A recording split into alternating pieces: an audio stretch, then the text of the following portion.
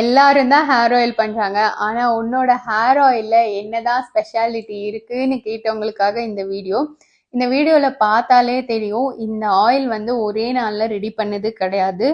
நம்ம மெய்வரிக்ஷால ஒவ்வொரு fresh batch of hair oil ready பண்றதுக்கு 30 டேஸ்க்கு மேல தாங்க ஆகும். எல்லாரும் பண்ற மாதிரி தேங்காய் எண்ணெயில மூலிகை எல்லாம் போட்டு பொரிச்சு எடுக்கிறதுனால அந்த மூலிகையோட சத்தெல்லாம் எண்ணெயில இறங்கிடாது.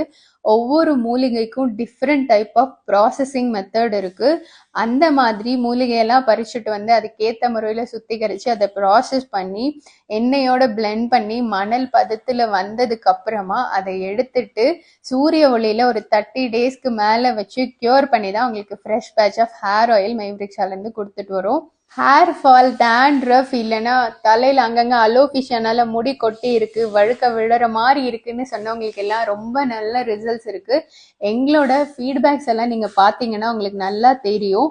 அப்புறம் என்ன, முடி கொச்ச உங்க ஃப்ரெண்டுக்கு இல்லைன்னா ஒரு நல்ல ஹேர் ஆயில் தேடிச்சுக்கிற உங்க ஃப்ரெண்டுக்கு இந்த வீடியோவை ஷேர் பண்ணிட்டு மறக்காம மெய்வரிக்ஷாவை ஃபாலோ பண்ணிக்கோங்க.